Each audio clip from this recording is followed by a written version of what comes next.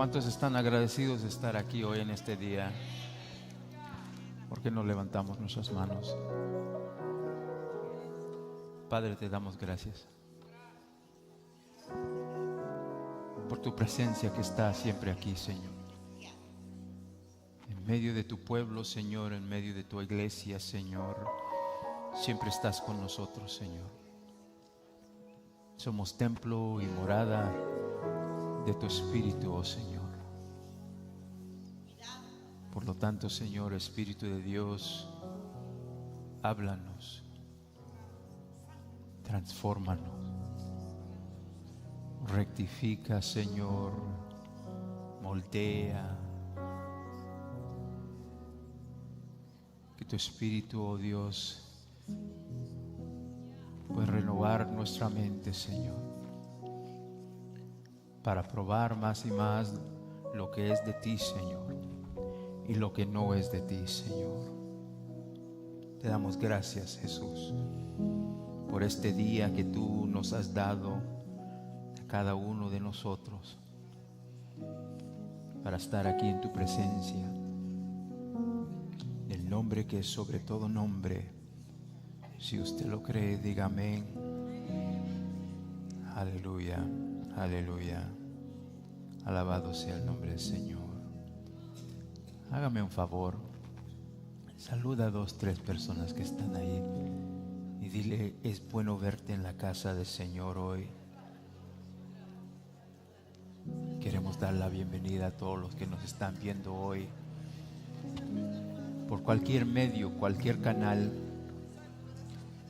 Usted es bienvenido en esta casa y lo esperamos un día verlos aquí para que usted también experimenta el poder, la gracia y la familia de Dios, que ciertamente es su familia extendida. Amén, amén y amén.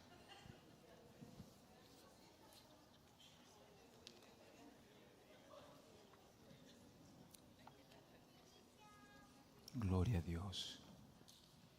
¿Cuánto dan gracias a Dios hoy en este día que Él nos ha dado?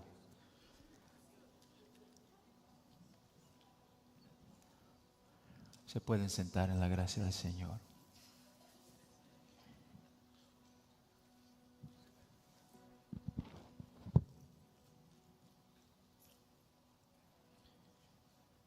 Estamos en el libro de Mateo,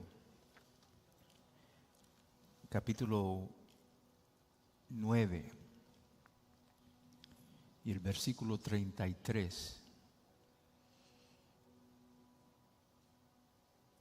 Y hoy en este día nos vamos a enfocar en lo que es la respuesta de la multitud. Imagínense que el pueblo de Israel está viendo algo que nunca ellos han experimentado.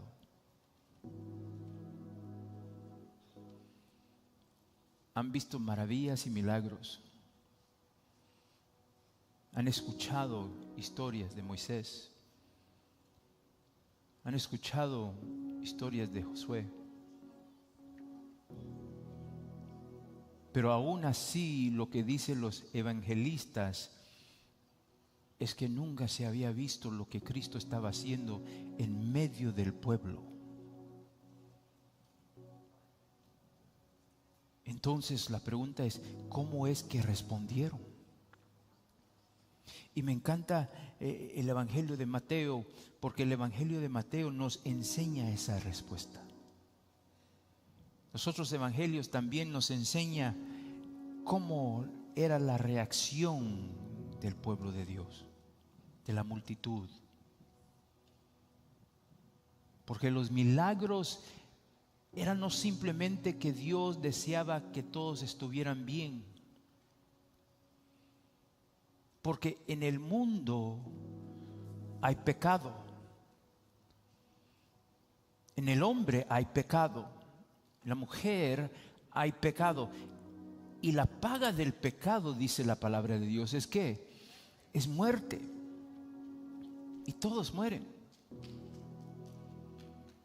Por lo tanto, eso demuestra el pecado y cómo reina en este mundo, cómo reina en el cuerpo. Por eso, al instante de que el pecado que cuelga la carne, como dijo Pablo, al instante que el cuerpo muere, en ese mismo instante, diácono, estamos en la presencia del Señor.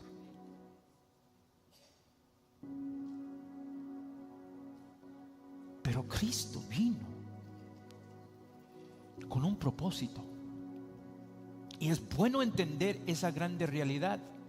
Porque cuando entendemos que Cristo vino con un propósito, entonces tenemos que ver cuál es el propósito. Y Mateo lo está explicando muy bien. Él está demostrando el reino de Dios. El rey está demostrando su voluntad. ¿Y qué es lo que significa estar en el reino de Dios? Por eso nosotros vemos y vamos a estudiar aquí lo que es el versículo 33 al 35, y vemos cómo Cristo viene y demuestra que Él es grande, pero también vamos a ver la respuesta, porque todo lo que Dios hace en tu vida es para ver tu respuesta.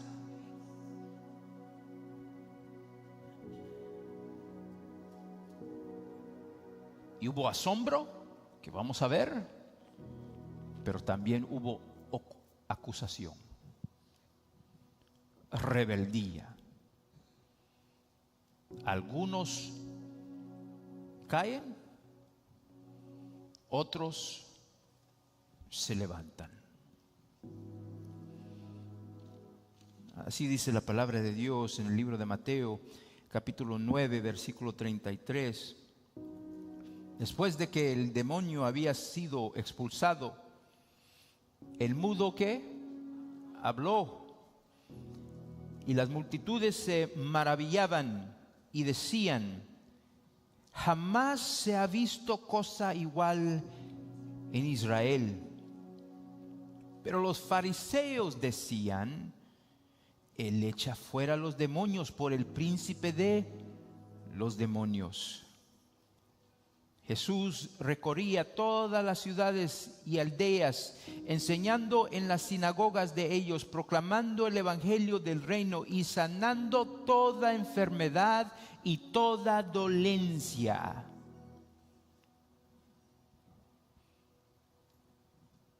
Jesús vino para salvar al hombre.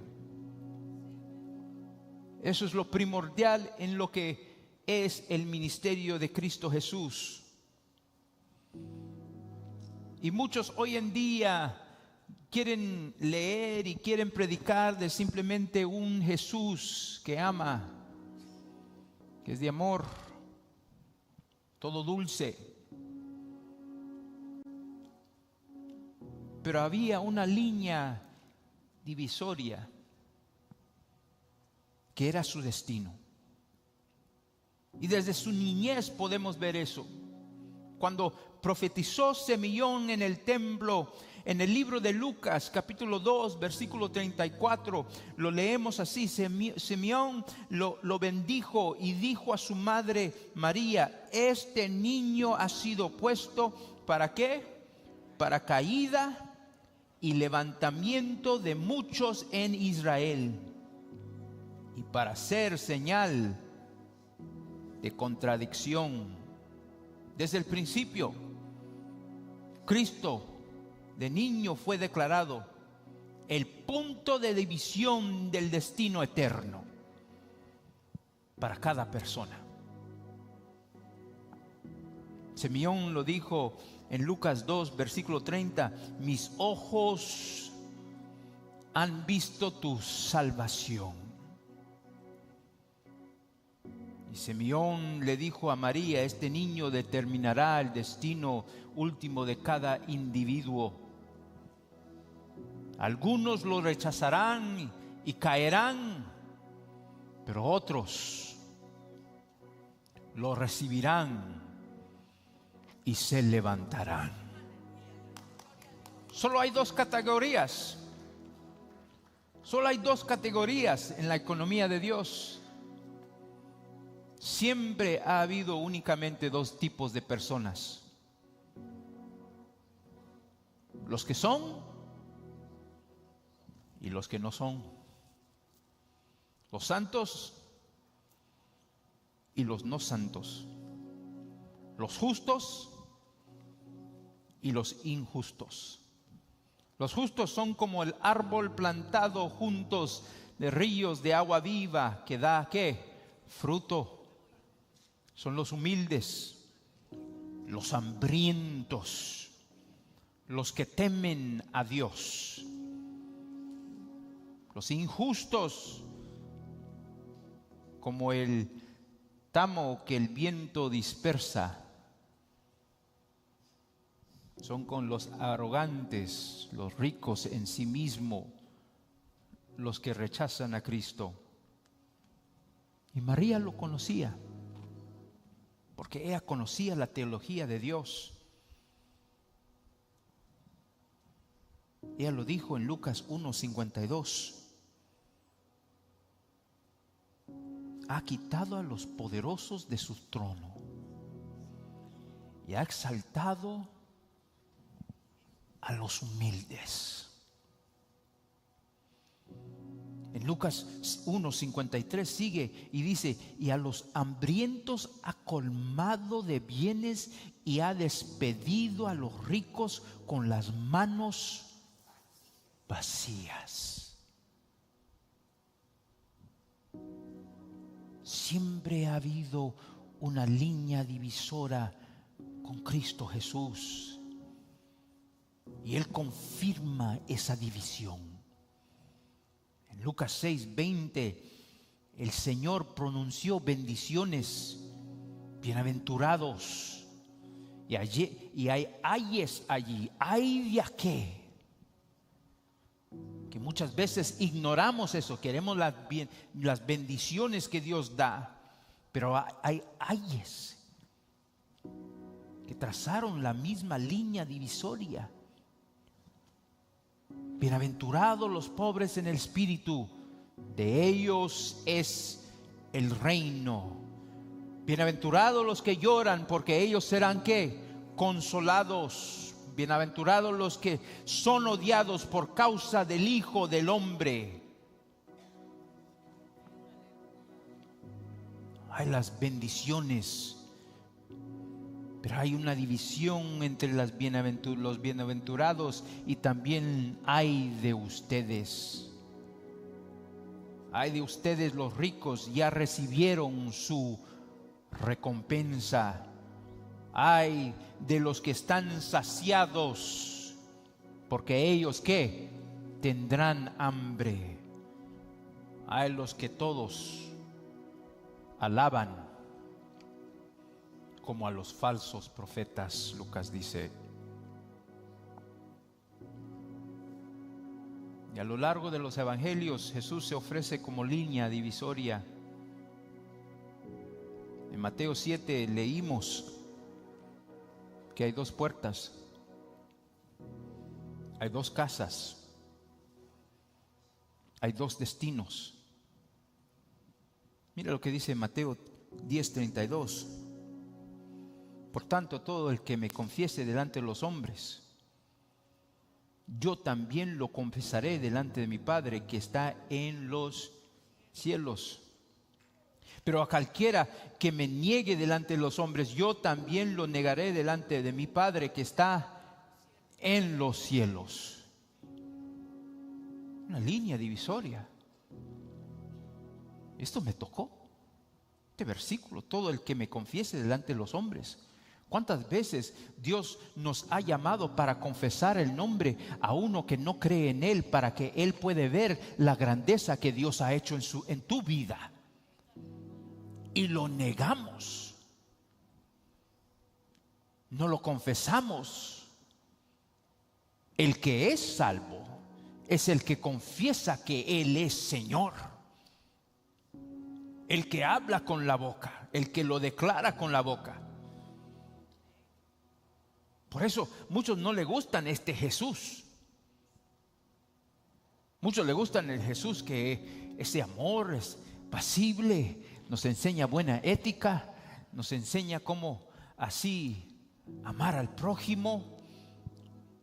Pero Cristo no vino a traer paz así superficial. Él vino para traer una espada que divide. Incluso dentro de las familias. Es algo que hemos estado estudiando en el discipulado número 2 antes del servicio a las 10 en mi clase.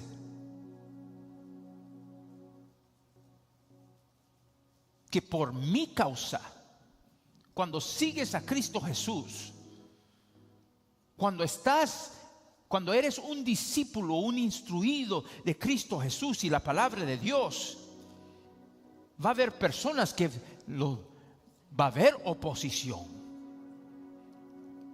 Van a oponer en contra de ti. Y hay 3 facciones que Cristo dice que van a oponer, que van a venir contra ti. Primero es el gobierno que va a venir contra nosotros. Lo hemos visto en nuestro tiempo. No nos sorprende. Pero segundo también es la religión.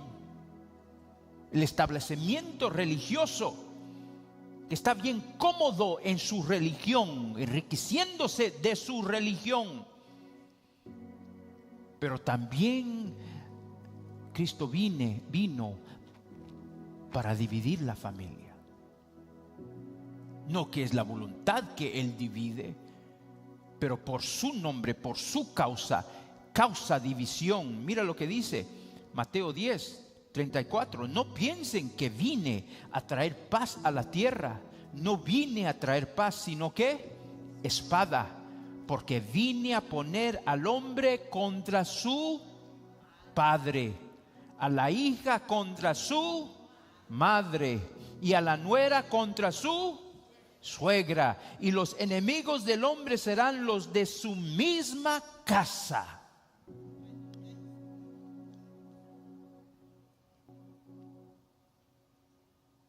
Porque hay momentos que Cristo demanda más y más de cada uno de nosotros. En esos momentos hay personas que quieren que el día de domingo tú vayas a su casa. Pero los que tienen hambre y sed de justicia dicen: no, yo tengo que ir a la casa de Dios. Yo tengo que darle gracias a Dios.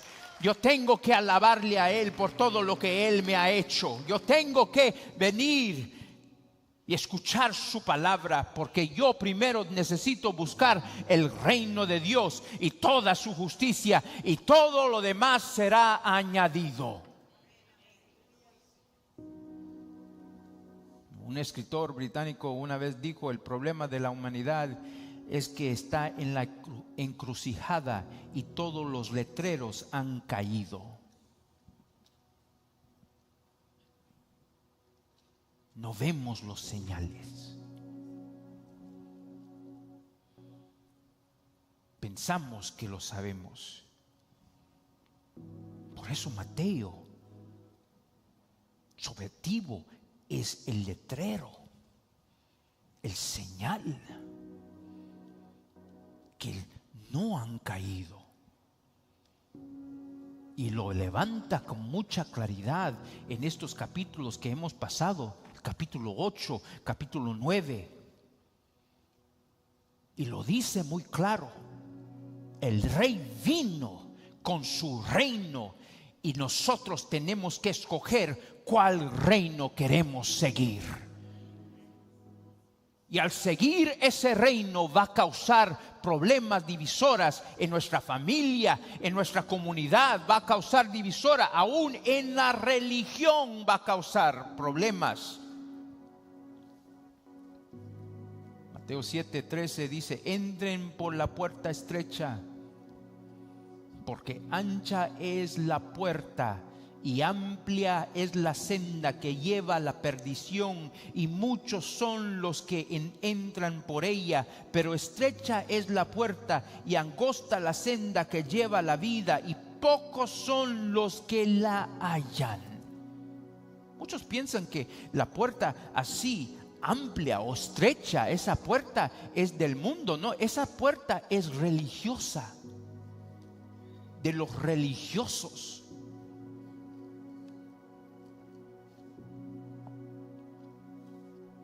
Y Mateo presenta la letrera, evidencia irrefutable de que Cristo es el Hijo de Dios, y por eso escogemos a Dios.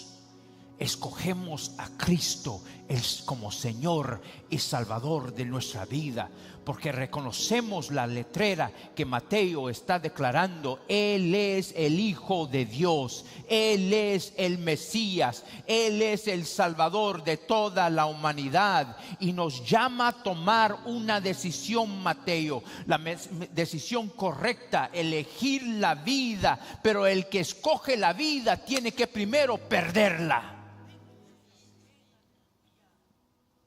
Elegir la vida, elegir la fe en Cristo. Hay una parábola de dos hijos que Jesús narró en la historia de un padre con dos hijos, a quienes él pidió a trabajar en la viña. Y el primero dijo que no, pero luego se arrepintió y fue y trabajó. Pero el segundo dijo que sí, pero nunca fue.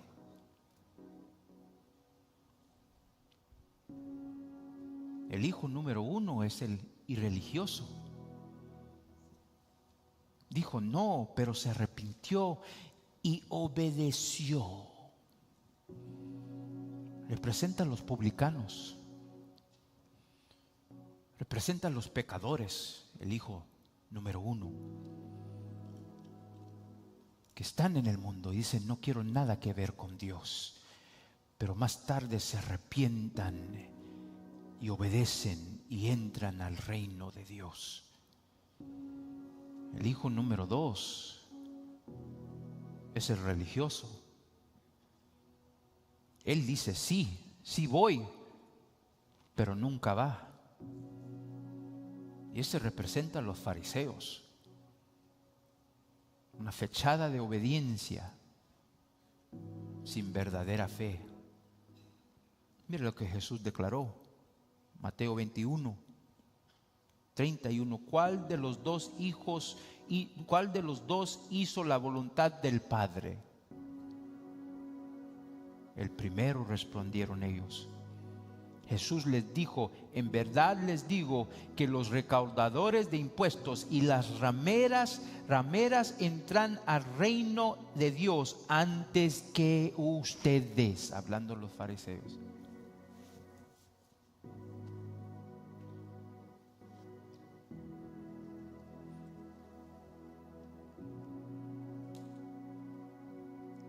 Dios nos llama a responder.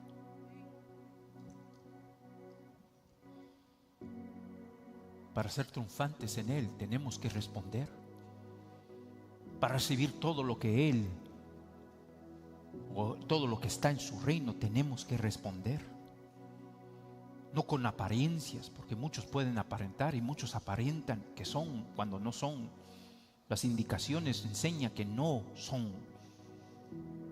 Por eso Dios desafía a cada uno de nosotros cada día, especialmente en el día del Señor, cuando venimos a la casa de Dios, cuando el Espíritu de Dios nos da convicción.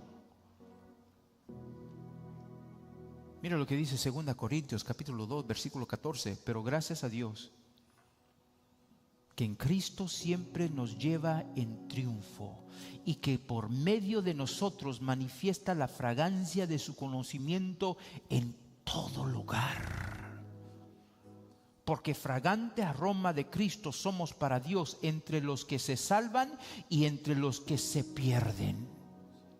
Para unos olor de muerte para muerte y para otros olor de vida para vida. Y para estas cosas, ¿quién está capacitado? Pablo lo enseña. Que los creyentes irradian el conocimiento de Dios. Hay indicativos activos en tu vida que demuestra que eres hijo de Dios. No lo tienes que decir. Ellos vienen y te preguntan, ¿qué está diferente? Te dicen, ¿cómo estás? Muy bien. Wow, ¿por qué estás tan bien? Porque Cristo ha sido bueno en mi vida.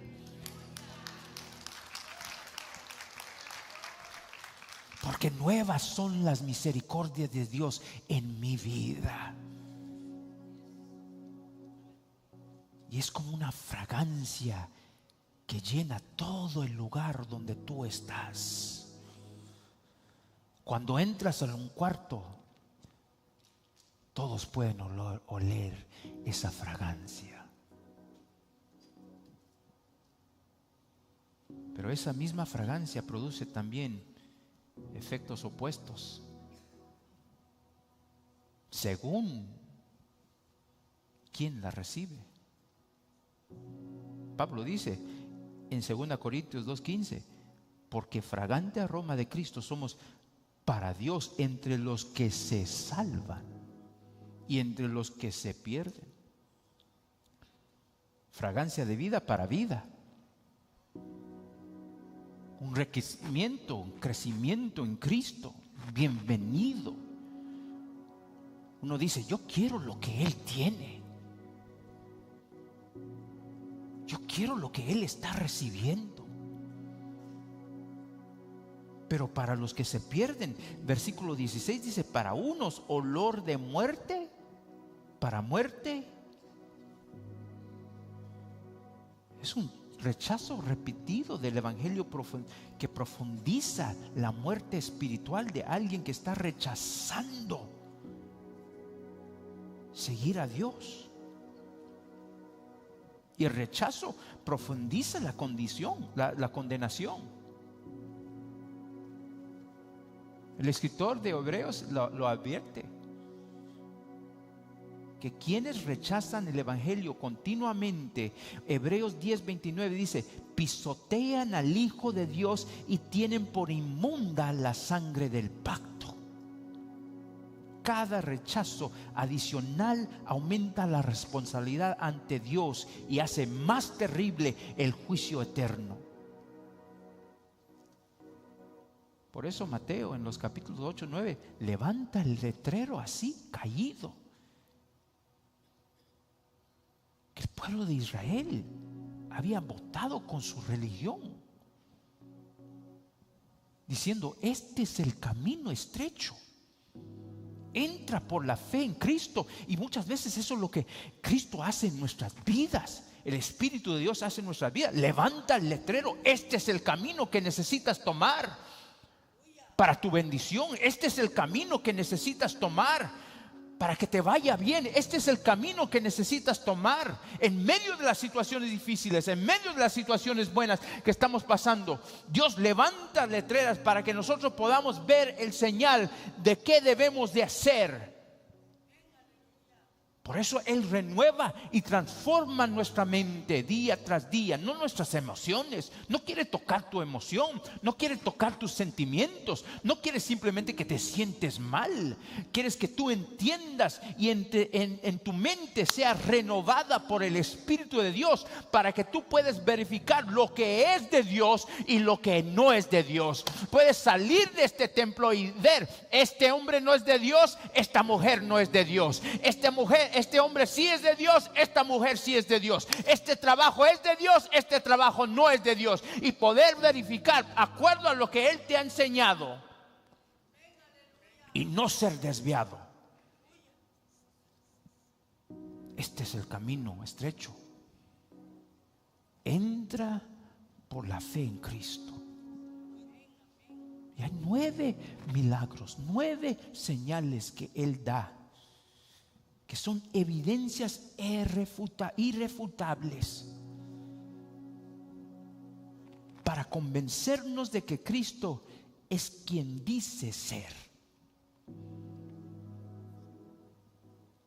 Mateo registra 9 milagros en los capítulos 8 y 9. Y solo muestras de los incontables que realizó. Simplemente hizo 8, 9, así 9 milagros. Juan 20:30 dice estas palabras. Y muchas otras ¿qué? Señales hizo también Jesús en presencia de sus discípulos, que no ¿qué? Están escritas en este libro.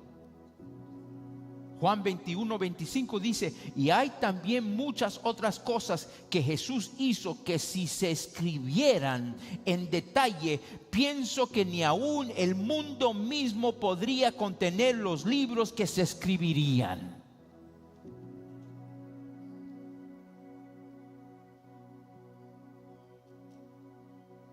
Todo lugar donde Él iba, enfermos se sanaban,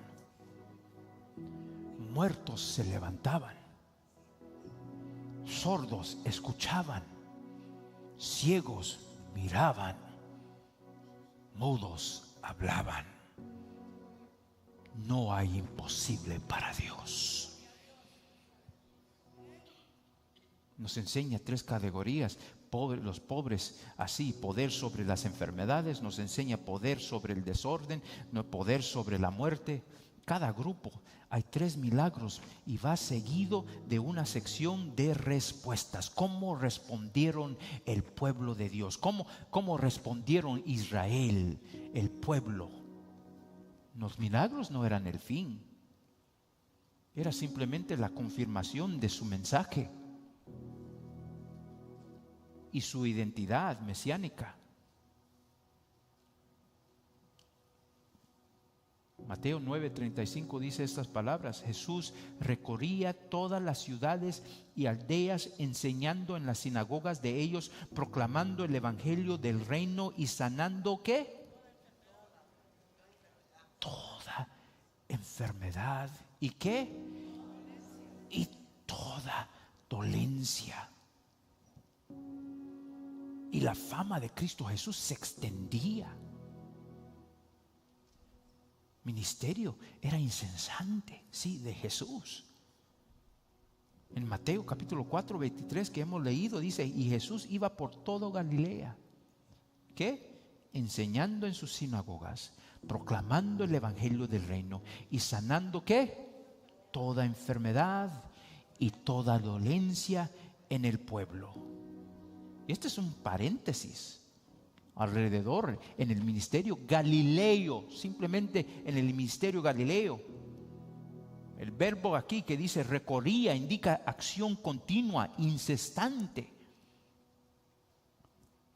Jesús visitó aproximadamente 204 ciudades y aldeas en Galilea.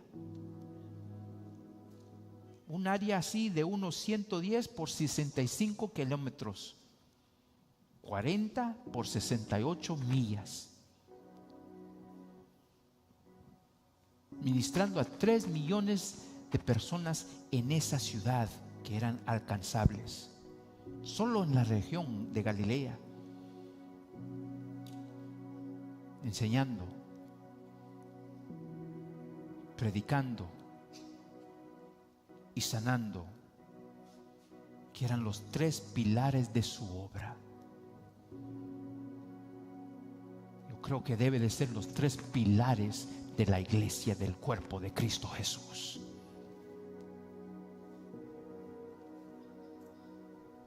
Primer pilar, enseñar. Él estaba enseñando en las sinagogas. Y la sinagoga era el centro de la vida comunitaria de Judá.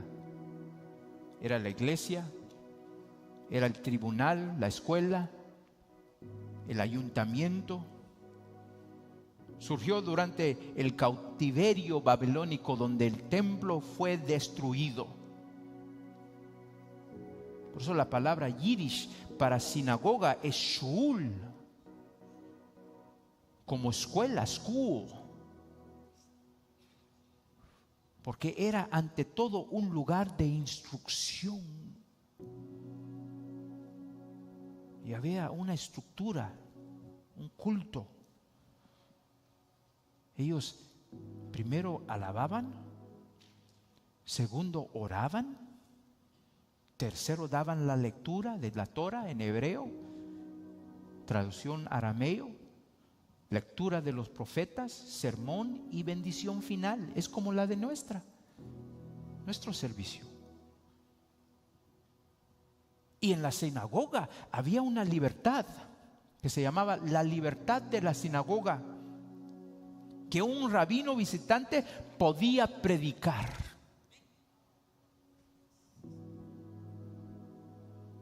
Y esto le dio a Jesús y luego a Pablo esa oportunidad para que ellos pudieran predicar.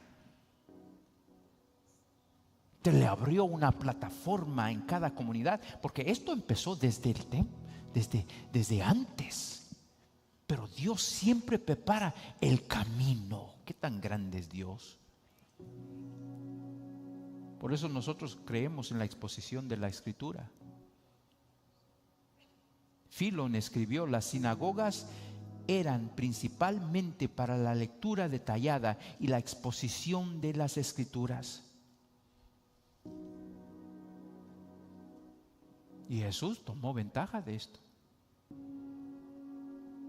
En la sinagoga de Nazaret, capítulo 4 de Lucas, Jesús leyó Isaías 61. Un pasaje que todo judío sabía que hablaba del Mesías. El Espíritu del Señor está sobre mí, porque me ha ungido para anunciar el evangelio a los pobres, me ha enviado para proclamar libertad a los cautivos. Y Lucas 4:18 sigue diciendo: y la recuperación de la vista a los ciegos, para poner en libertad a los que oprimidos. Todos lo sabían, que esto hablaba del Mesías. Y entonces él se sentó, y todos viéndolo a él, diácono, allí con una espera, él declaró: hoy se ha cumplido esta escritura que han oído. ¿Qué fue la respuesta? Leémoslo. Lucas 4, 28, 30 dice así: y todos en la sinagoga se llenaron de ira cuando oyeron estas cosas, y levantándose echaron a Jesús fuera de la ciudad y lo llevaron hasta la cumbre del monte sobre el cual estaba edificada su ciudad, para tirar a Jesús desde allí. Pero él, pasando por en medio de ellos, se fue. Cristo declara la palabra, les enseña la palabra, expone la palabra para que ellos entiendan quién es el Mesías, y ellos responden llenos de ira. Lo expulsaron de la ciudad y lo llevaron al borde. ¿Para qué? Despeñarlo.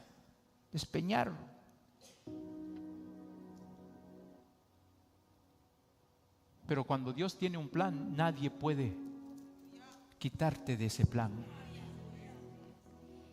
No era su tiempo. Por eso Él pasó por medio de ellos. La Biblia dice: y se fue. Jesús enseñaba, la Biblia dice, y también predicaba, que es el segundo pilar. Mientras las enseñanzas en la sinagoga eran exposición del Antiguo Testamento, la predicación, que en el griego quiere decir keruso, eso es proclamar como heraldo, no geraldo, heraldo. Era el anuncio público del nuevo pacto. Jesús iba por las calles y él proclamaba, predicaba las buenas nuevas del reino, disponibles para todos los que creyeran. Lo que Dios demanda de cada uno de nosotros: anunciar, predicar el evangelio. enseñaba en la sinagoga, en las calles predicaba el nuevo pacto. Estaba diciendo, el reino puede entrarse ahora.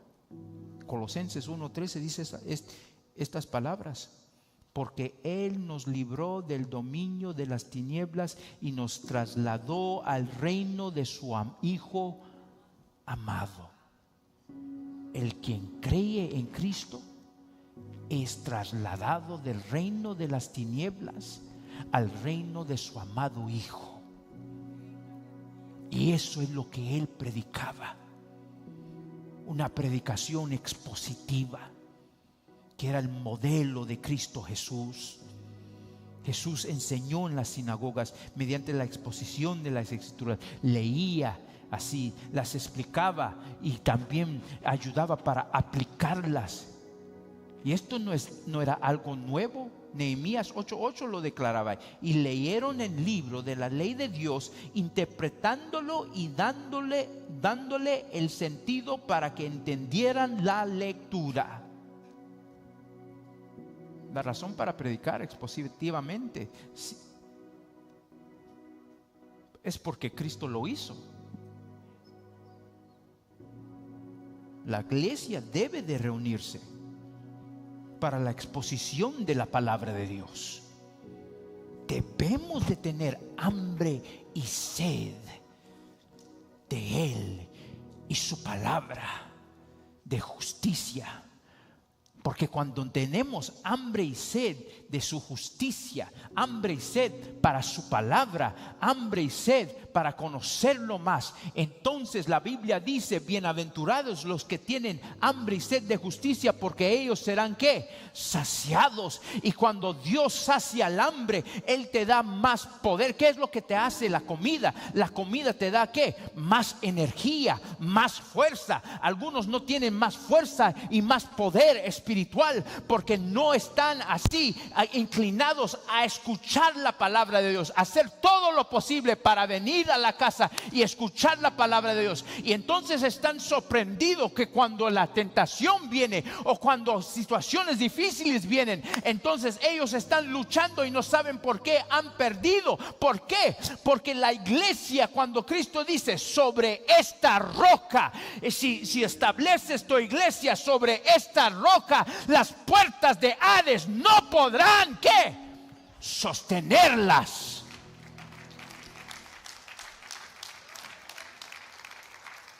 El enemigo va a venir,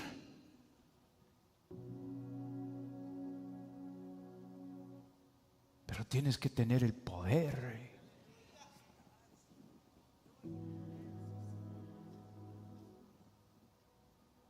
Pablo dijo: porque yo no me avergüenzo del evangelio, porque el evangelio es ¿qué?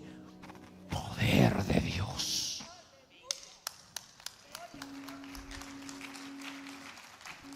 ¿Quieres tener triunfo en tu vida?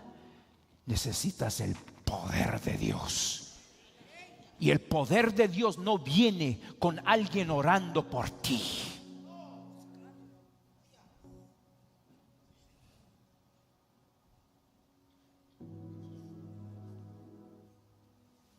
El poder de Dios viene por el evangelio, la palabra, las buenas nuevas, la exposición de la palabra.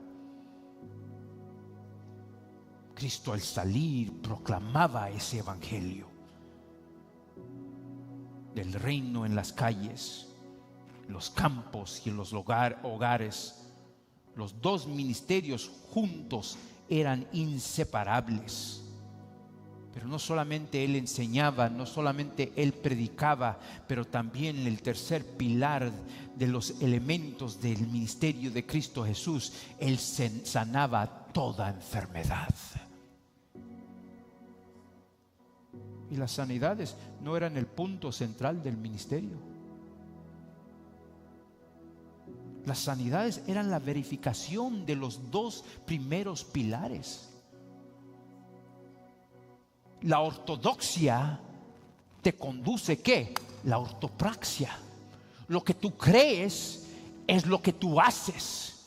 Y él sabía que él era el Hijo de Dios. Él sabía lo que él tenía que hacer. Él era el Mesías. Él sabía que tenía el poder. Él era el poder de Dios. Y por eso él, ¿qué? Sanaba. Todos los que estaban alrededor sanaban. Todos sus dolencias, todas sus enfermedades.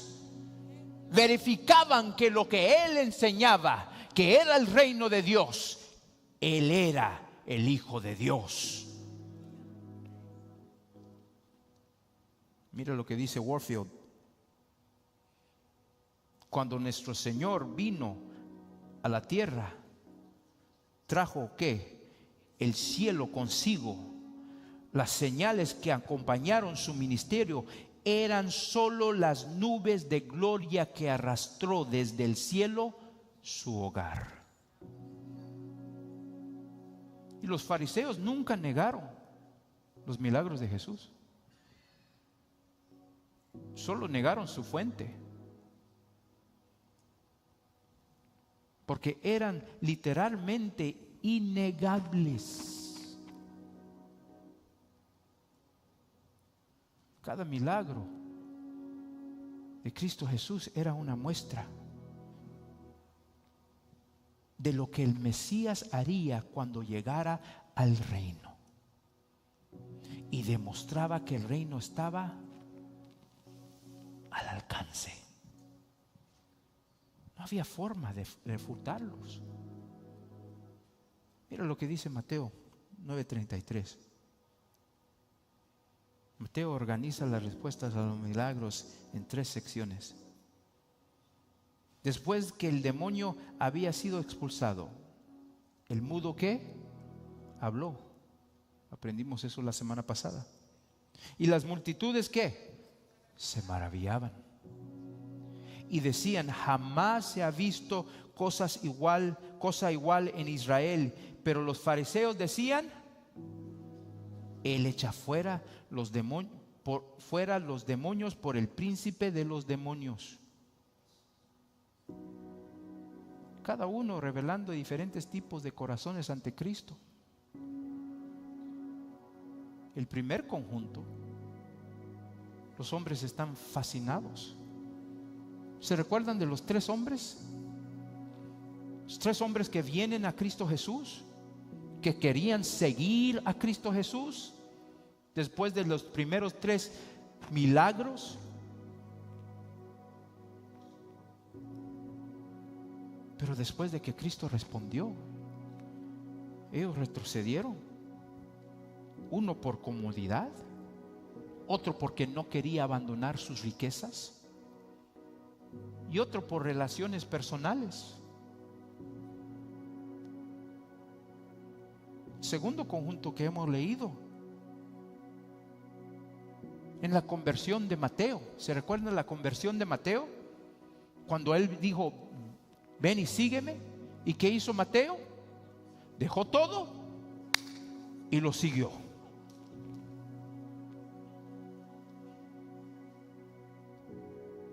La irritación de los fariseos, la confusión así de los discípulos de Juan el Bautista, todo eso se ve en el segundo conjunto, con la conversión de Mateo. Mateo, después de que él sigue a Cristo Jesús, él invita a todos sus amigos. ¿Cuántos amigos estamos invitando para que vengan a la cena que se va a repartir el día de domingo?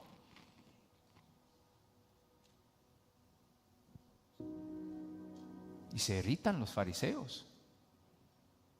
Y los discípulos de Juan el Bautista están confundidos, porque ellos están diciendo: ustedes no están así haciendo las cosas como nosotros lo hacemos. En el tercer conjunto de milagros, aquí la multitud se maravilló, dice la palabra. Y los religiosos rechazan y atribuyen los milagros al príncipe de los demonios. Veamos primero las multitudes que se maravillan. Mateo 9:33 Dicen, después que el demonio había sido expulsado, el mudo ¿qué? Habló. Y las multitudes ¿qué? Se maravillaban y decían, jamás se ha visto algo así en Israel. La palabra griega allí para maravillaban es taumazo. Implica asombro. Implica un terror y reverencia. Es como un terror, como los discípulos cuando Jesús así calmó la tormenta. ¿Se recuerdan? La Biblia dice que ellos tuvieron más temor cuando vieron ese milagro que cuando vieron la tormenta. Porque imagínate estar en el mismo barco con Dios. Estar en la presencia de Dios. El Dios que sabe tu corazón, el Dios que lo conoce todo, el Dios que tiene todo poder. Tenían terror. Marcos 12:17 habla de taumazo también. Dice, entonces Jesús le dijo, den a César lo que es de César y a Dios lo que es de Dios, y se maravillaban de él. En Marcos 12:17 taumazo. Use la palabra, un asombro extremo, donde dice Mateo 27, Jesús no le respondió ni a una sola pregunta, por lo que el gobernador estaba muy asombrado. Mateo 27:14 se añade lian, se maravilló en gran manera. Y en todo, dice así Lucas 9, y todos quedaban asombrados ante la grandeza de Dios, y mientras todos se maravillaban de todas las cosas que hacía Jesús. Pero ese mismo pueblo que se maravillaban, que iba a culminar, a declarar Hosana, era la misma multitud que iba a proclamar en Mateo 21, crucifícalo. Mateo 21. En 21 ellos decían, Hosana al hijo de David. Arrojaban palmas a sus pies. Pero cuando ellos descubrieron su mensaje, que confrontaba el status quo, porque eso es lo que Cristo va a hacer en tu vida, eso es lo que Cristo hace en tu vida, te afecta tu vida personal, a lo que estás tú acostumbrado, y piensas que es el enemigo, pero no es el enemigo, es Dios que está tratando con tu vida. Es el proceso de santificación que Dios está tratando contigo. Esa persona que es difícil así andar con esa persona, Dios está lidiando contigo en tu paciencia. Dios está lidiando contigo. Él confronta así el status quo y amenazaba así la seguridad de los religiosos.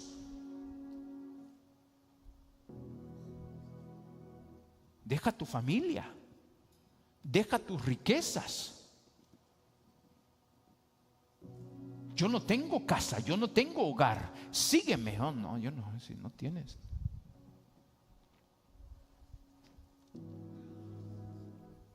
Esa misma multitud que gritaba Hosana en Mateo 27 son los mismos que fueron y dijeron crucifícalo.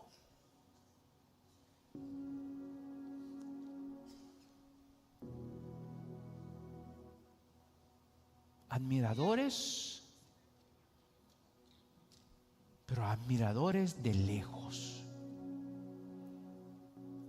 Muchos han admirado a Jesús sin conocerlo verdaderamente. Pilato dijo que era un hombre sin falta, pero Pilato ahora yo creo que está en el infierno. A lo largo de la historia, pensadores así célebres lo elogiaron. Napoleón dijo, Jesús es el emperador del amor. Juan Stuart Mill dice, la guía de la humanidad. Renan dice, el más grande entre los hijos de los hombres. Lecky dijo, el más alto modelo de virtud. La admiración intelectual no es lo que salva. no es fe salvadora. Jesús es fascinante a la distancia, pero cuando el mensaje de Cristo Jesús confronta nuestro pecado, la fascinación se convierte muchas veces en rechazo.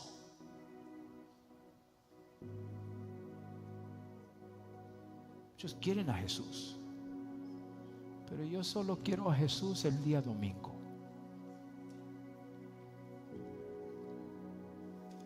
Son los fariseos de la época de Jesús. Honraban a los profetas del pasado, pero ellos mataron a Juan el Bautista y a Jesús. A los lejos dictaban lo que los profetas habían declarado, pero los únicos profetas vivos de su tiempo, ellos lo mataron. El tiempo siempre convierte a todos en héroes cuando ya no pueden ellos confrontarte.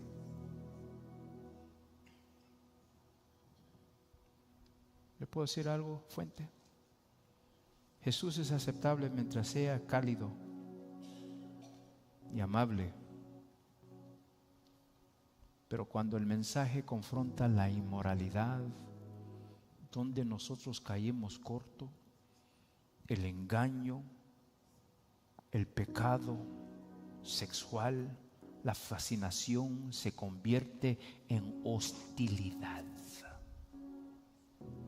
Por eso la multitud maravillada quería el espectáculo sobrenatural. Ellos querían la sanidad, querían que sus dolencias se fueran, las enfermedades fueran sanados, querían ellos la comida, querían ellos así, simplemente como muchos hoy en día solo quieren la bendición, pero no quieren la transformación personal. Eso no es la respuesta correcta que Cristo busca de nosotros.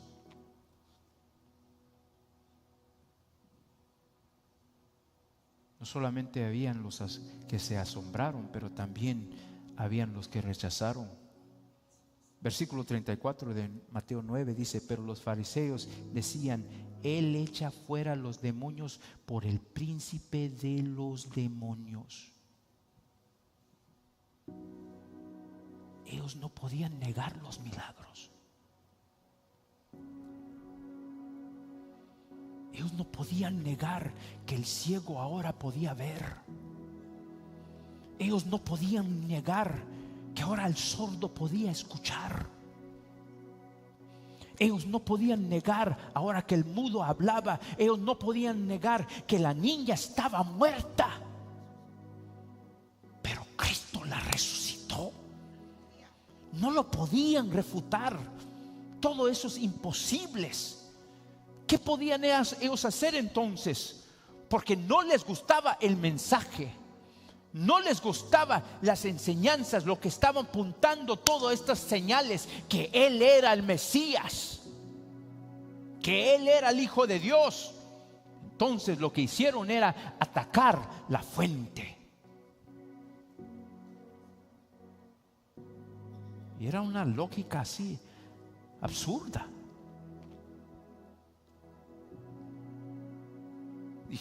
Ellos dijeron: Él echa fuera a los demonios por el príncipe de demonios. Jesús responde en el capítulo 12: ¿cómo puede Satanás echar fuera a Satanás? Y vamos a leer eso más lejos en el capítulo 12, e ir más profundo en eso. Elementalmente esto es ilógico.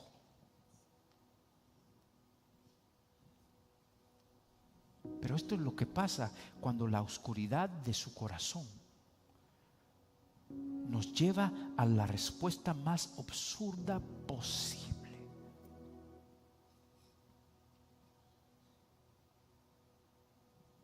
Sé que hay un Dios, pero no necesito ir a la iglesia. creo en Dios, pero no creo en sus mandatos.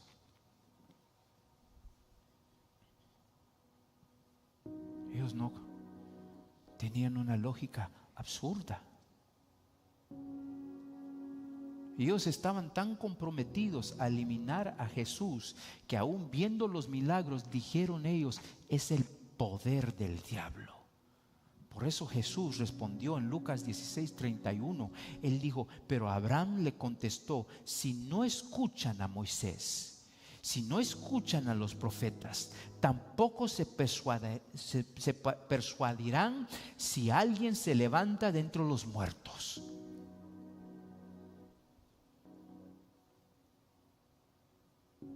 Y levantó los muertos. Levantó a la niña. Levantó a Lázaro. Y después de que levantó a Lázaro, dijeron: tenemos que matar a Lázaro y a Jesús.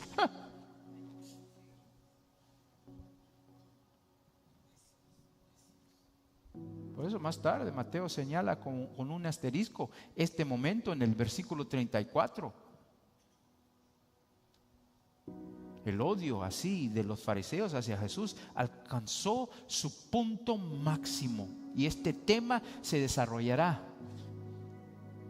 donde Jesús llama a esto la blasfemia imperdonable. ¿Puedo decir algo? El rechazo de Cristo Jesús no es estático. Se profundiza más y más. Cada vez que se rechaza la verdad evidente, el corazón se endurece más y más y más. Y la responsabilidad ante Dios aumenta más y más. Unos están asombrados, otros están rechazando a Dios con absurdezas. Pero le puedo decir algo: ambas respuestas conducen al infierno. Y este es el punto más así solemne de este pasaje. Tanto la multitud maravillada como los religiosos que rechazaron terminan en el mismo lugar. La fascinación sin fe no salva. La religión sin así rendición tampoco salva. Maravillarse no es suficiente. La multitud se asombró, aclamó Hosana y luego gritaron: crucifícalo. La fascinación superficial no es fe salvadora. Y rechazar es fatal. Los fariseos vieron los milagros y lo atribuyeron a Satanás. Es una ignorancia voluntaria ante la evidencia. Podemos nosotros ver los milagros de Dios y ver los señales de Dios y completamente ignorarlo. La única respuesta correcta, escúchame, fuente, y los que nos están viendo hoy en este día, la única respuesta correcta es creer y recibir a Cristo. No solo admirarlo, es creer, recibir a Cristo y rendirse completamente a Él. Esa es la única respuesta que conduce a la vida. 6 tipos de respuesta que hemos visto. Los que fueron interesados superficialmente, los que verdaderamente se convirtieron, creyeron inmediatamente. La mujer con el flujo de sangre, ella creyó inmediatamente. Mateo, él creyó, dejó todo y se fue detrás de él.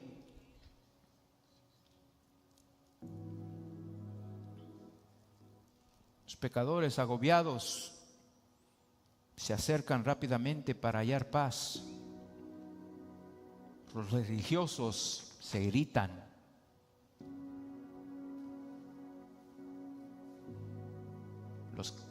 confundidos, como Juan, los discípulos de Juan el Bautista. Ellos que fueron criados en otro sistema buscan entender. La sexta, la multitud asombrada solamente a la distancia. Solo quiero Cristo a la distancia. No quiero ir a la iglesia todos los días, no quiero más de Él, solo a la distancia. Solo el día domingo quiero así.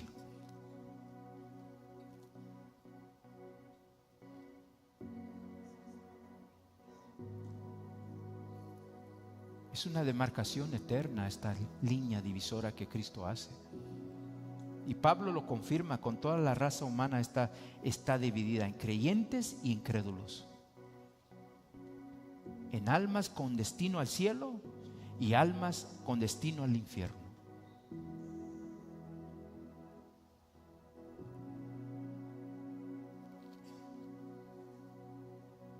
Hay una decisión que hacer. Creer y recibir.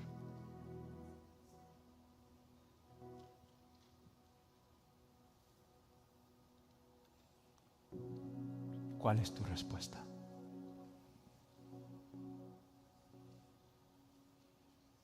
Jesús está puesto para la caída y el levantamiento de muchos.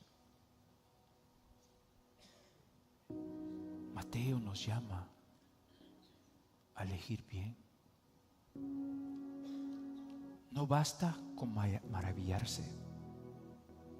No basta con la religiosidad. La única respuesta correcta es creer y recibir a Cristo Jesús y entregarte completamente a Él. Juan 3:16 dice estas palabras: porque de tal manera amó Dios al mundo, que dio a su Hijo unigénito, para que todo aquel que cree en Él no se pierda, sino tenga ¿qué? Vida eterna.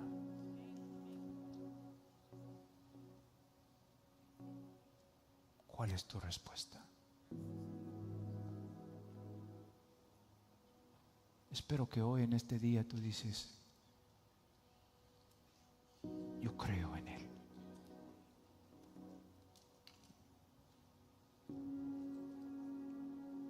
Yo lo recibo, entrego mi vida a Él.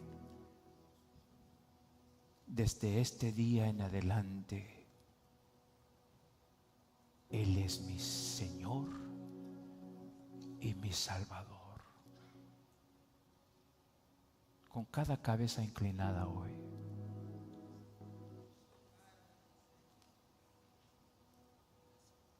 si usted está al alcance de mi voz, es porque Dios lo ha llamado a estar aquí hoy en este día,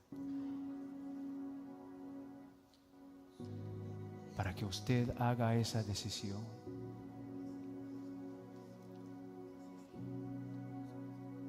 Si nos está viendo, Dios lo está llamando también.